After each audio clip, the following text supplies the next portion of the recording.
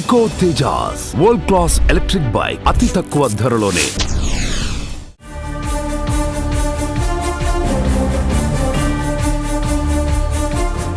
ఈ మధ్యకాలంలో ప్రేమలు, పెళ్లిళ్ళు, కులం, మతం చూసుకోవడం లేదు.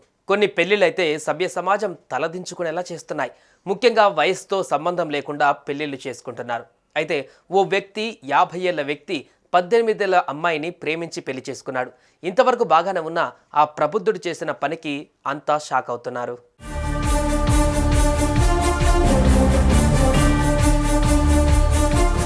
కర్ణాటకలోని హుబ్లీకి చెందిన ప్రకాష్ అనే 50 ఏళ్ల వ్యక్తి అదే ప్రాంతానికి చెందిన బాలికను ప్రేమించాడు.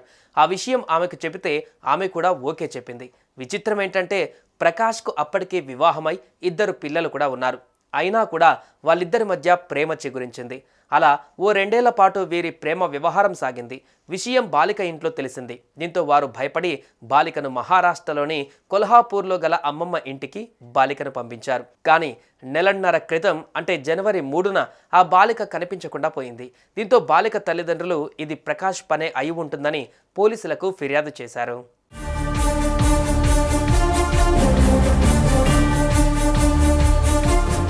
పోలీసులు బాలిక కిడ్నాప్ కేసు నమోదు చేసుకుని దర్యాప్తు చేయడం ప్రారంభించారు. అయితే తాజాగా ప్రకాష్ ఆ బాలిక ఓ గుడిలో దండలు మార్చుకొని పెళ్లి చేసుకున్నారు.